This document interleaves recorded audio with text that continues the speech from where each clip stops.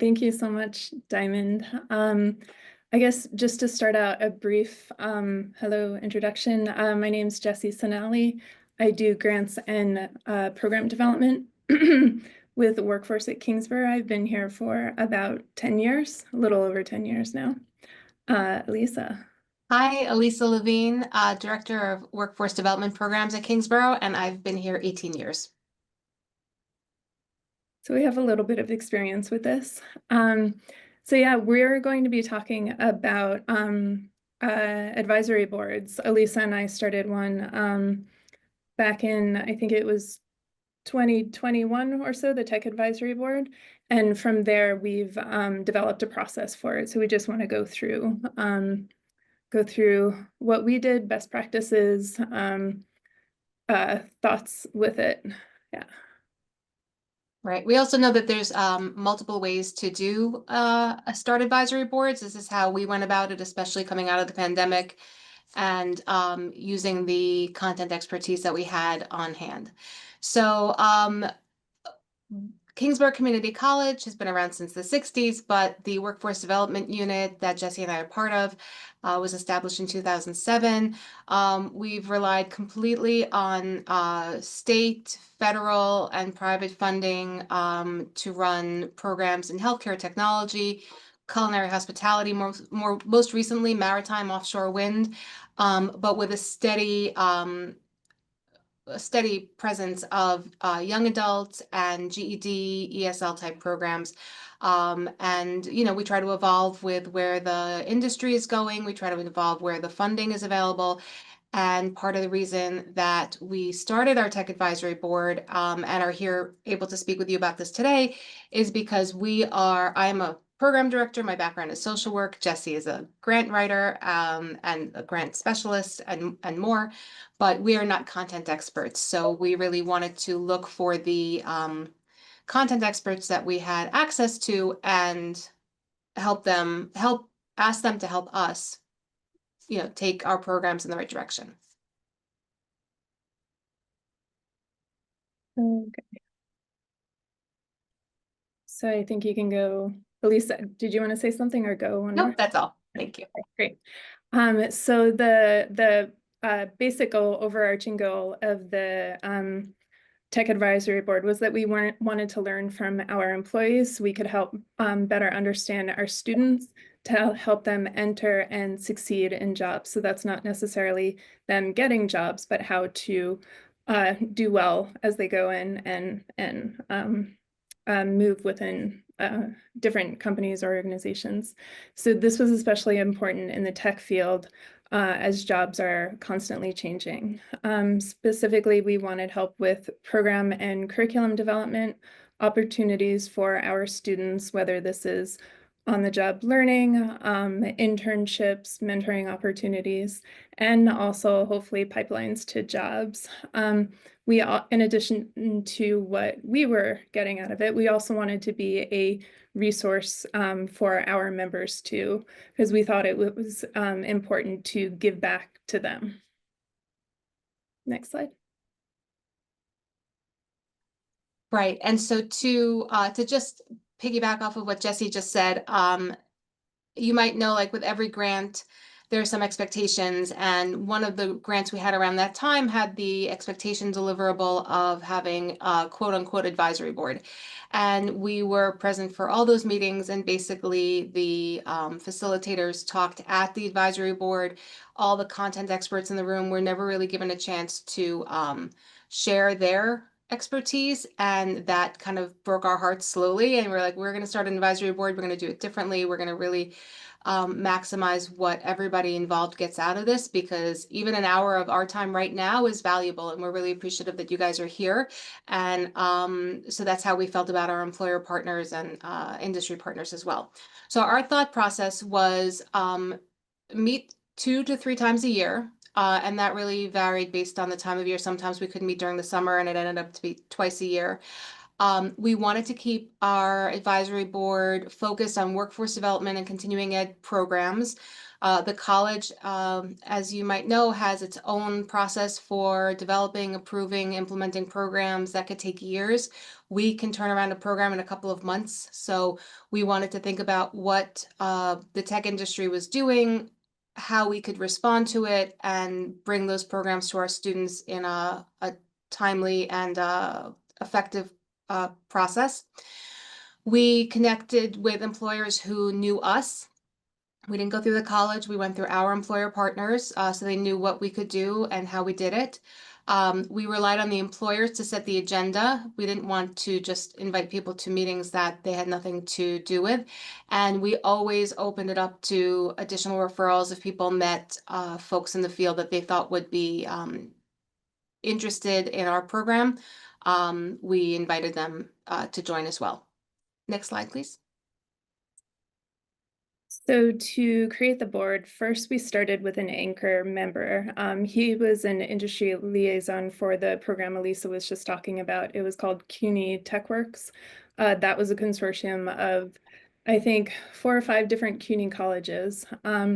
We chose him, reached out to him because he worked in the field. He is a UX designer. He's really excited and energetic about our work. He understands our philosophy, and he has a really big professional network that he's constantly engaged with. This anchor member was key, I think, to building the board. Because we wanted a board that was diverse, cohesive, and really the most important thing was that they understood and were committed to the work that we do. The next step was finding members. It was kind of an ad hoc process, but we took the referrals seriously. He would give us information about them, usually connect us through LinkedIn so we could check out their profile, but for the most part, we reached out to everybody he suggested. We put together the next slide, please. We put together a letter so the people we were reaching out to knew that we were serious about it, that we had specific goals and a mission involved with this. It was a direct pitch, started out with, we're forming a board and we'd like you to join. Clearly stated our goal, that it was to inform credit to non-credit offerings at the college. We talked about their role, that they would help us identify needs and gaps to help inform our programs. And we set expectations so they knew what we were expecting from them when they joined. And this is meeting length, frequency of meetings, letting them know that it was 90 minutes or so, and we'd be meeting 2 to 3 times a year. I think we reached out to about 10 people, and luckily only 1 person didn't respond, and only 1 person, I think, said no. So we had a pretty good success rate with that. Next slide. So in preparation for the first meeting, once we had received the invite responses, we sent out a pre-meeting survey to find out more about the folks who would be joining us. Just because we had a name and a title and a company didn't mean that we understood what they did on a day-to-day basis, how much they wanted to contribute, what they wanted to get out of the board. We shared with them our mission and purpose, which was something we developed in-house, our intentions for the advisory board. Set expectations. I think that was in the letter. If not, we'll show you shortly, about how often we're going to meet, how long we're going to meet, really making sure everybody knew ahead of time that we were going to respect them and their time, and what they could expect from us. It wasn't a one-way street. We invited feedback. We made sure that the time, we did a doodle poll, but made sure that the time worked for everybody, and sent reminders ahead of time with the agenda. Next slide, please.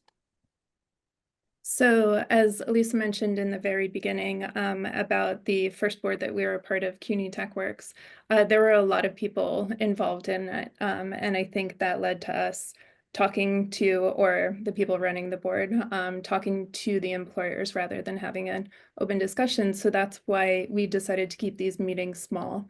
Our board is about depending on who attends all of the meetings, it's usually around 7 to 10 people.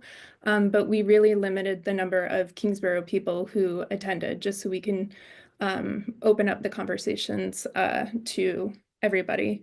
We created talking points ahead of time for us. Alissa and I went through and based on the topic we were talking about, specific questions or specific prompts that we wanted to give people. We created an agenda, which I'll be showing briefly, with our what we wanted to talk about. We really wanted to keep the our members and their experiences in mind. And this is because we wanted them to feel free and comfortable to talk. We didn't want to be talking about a topic that they really didn't understand, they weren't really a part of. So we really had our employers in mind.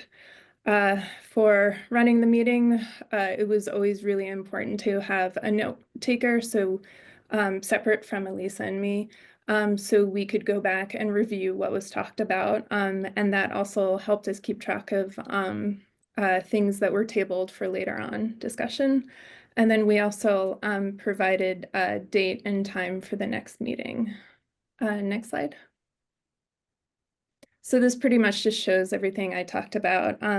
We always started with the mission, so everybody coming knew what we're about, our goals for the board. We would always also show very brief updates for the tech-related programs that we were running. These were usually just, under a minute long, so the employers would know what we're actively doing. We're running programs. Yeah. And then roundtable, like I said, the discussion points for it, and then the date and time for the next meeting. So as we mentioned, we wanted to make sure that our board members understood what we expected from them and what we promised to them. And of course, this was flexible. We were definitely open to additional feedback. Partially because we know that sometimes we sign up for things because we need to be representative of our organizations, but it's not really, we're not getting anything out of it, they're not getting anything out of it. And we definitely wanted this to be a very meaningful and intentional experience for everybody involved. So we told our advisory members that we expected them to attend meetings, contribute their expertise, be available in between meetings to, maybe respond to emails, requesting their advice. Sometimes we invited them to be judges at like a hackathon or attend something on campus if we thought it would be of interest to them. And also that we'd be able to use their name if we were writing a grant or an article or something about our advisory council. And in return, we promised to be respectful of their time, support their efforts. We always had time during every meeting to invite advisory board members to talk about what they were doing, if they needed help from the other board members, or if they needed anything from the college. And we were very clear that we weren't going to abuse their generosity. Just because you signed up for 3 meetings a year and a couple of emails in between doesn't mean we're going to be expecting, monthly, weekly type interaction, unless that's something that you wanted to do and it was involved with like a bigger project. But as far as the board goes, it was very specific to what we were asking about. And then probably about 1.5 years in, or 2 years into our advisory board, we sent out a survey to get some feedback, and the advisory board shared this information. We decided to keep, it was just a basic survey. We decided to keep it anonymous so people could be honest about what they were feeling about their participation on the board. So first thing, why did you join the board? A lot of people were already, not a lot, I would say maybe around 2 or 3 people were already familiar with Kingsborough. They were interested in and already committed to our mission. A lot of people expressed wanting to help with program development, curriculum creation, and opportunities for students. Interestingly, a lot of people said that this was the first time they were ever invited to be on a board. So I think that's really good that it shows that employers do actually want to help and they want to participate in some way. They've just never asked to participate. And luckily, nobody said that they were forced into doing it, so we appreciate that. Next slide. So we asked a question about their experience serving on boards, not necessarily Kingsborough's board, but other boards that they had been part of. Some of the pros were it felt really good to give back. It was a good networking opportunity for them within the industry and elsewhere. Cons, I like to say that all of the cons are for other boards, not for ours, but a lot of people felt that it was time consuming. They felt like they weren't, or they didn't see any product of their work. They weren't seeing anything that that came out of their participation.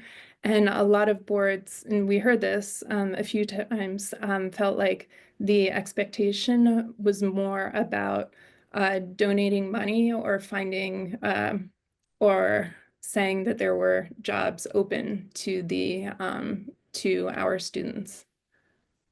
Next slide. Oh wait, that's me. Yeah. Next one. Okay. So we asked what some of the best experiences people had serving on boards. They liked meeting with and talking with other like-minded people, people in the industry, or people who just had similar goals. A lot of people were interested in helping the next generation of workers coming into the industry. A lot of our discussions were about diversity. One person said diversifying the UX community is really important. And then hearing from students. Every once in a while, we would have, maybe about once a year or so, we would have students actually come to a meeting to talk about what they've experienced, whether they're current students, what they're experiencing in the program, and then what they've experienced since. Next slide. Okay, some interesting comments available at the end of it. The majority of them were about the makeup of the board or boards in general. So about the people who were board members. One person said that we should fill it with donors who have experience running programs specifically about the finances of running the programs, rather than being industry-specific workers. Another person said the complete opposite of that the board should only include subject matter experts. Somebody said that the board members should be volunteers, only volunteers who were available and committed to helping with writing curriculum, programming, or program development, and then working directly with students. So I thought that was interesting that it was all about the makeup of the board and not necessarily about what the board was doing. Okay, next slide. So after all of that, do you still want to start an advisory board? So we came up with this activity. When we've done it in person, we asked people to meet with the folks at their table. If it was the people were sitting with people from the organization, they could do it with them, or if it was a new group, maybe they wanted to do individually or small groups. But we are going to give you this document. Thank you, Diamond. Or you can use the QR code right now. And this is kind of like a guiding exercise. And just to share, this was before ChatGPT, so we kind of like sat there and went through everything that we needed, and it was a fun exercise. And we definitely encourage folks to sit with your colleagues, your supervisors, your employers, your students, and kind of think about what kind of expertise are you looking for? Is an advisory board the right format? Do you have the capacity? A lot of feedback we got from the in-person that we got was, did you pay the employers? No, we didn't. We didn't have the funds for that. Even when we were funded through a grant, the expectation was that the employers would be there voluntarily. But there's a lot of different ways an advisory board can look, and it has to meet your purposes. It can't, it's not a one size fit all. So I would think it would be an interesting thing, maybe if you have a staff meeting or a retreat or something coming up. We did this more recently, probably within the last year and a half, for hospitality. And Jesse and I helped the person running it, Jesse more than me. But we purposely like gave them all this, handed it off. And I will say the one lesson we learned is if you do not have somebody who's completely committed, has the capacity to do this, it won't work. Jesse and I checked in with each other. It's also good to have two people. Both the people we identified for the other advisory board were dramatically committed to other things, and that wasn't even close to their top of priority list. So this was a priority for Jesse and me. That's why the tech advisory board was so successful for so long. So if you're thinking about doing it, make sure you have the capacity or the person that you're identifying to lead it has the capacity. That's one of the lessons learned that I'm taking away. And I think having this template with the questions that we went through, I think when we were forming the hospitality board, we just kind of gave this off to whoever else, thinking that they would think very strategically about their responses to see if creating an advisory board made sense, was worthwhile to them, was something that they could commit to. But I think they probably just filled it out just to fill it out.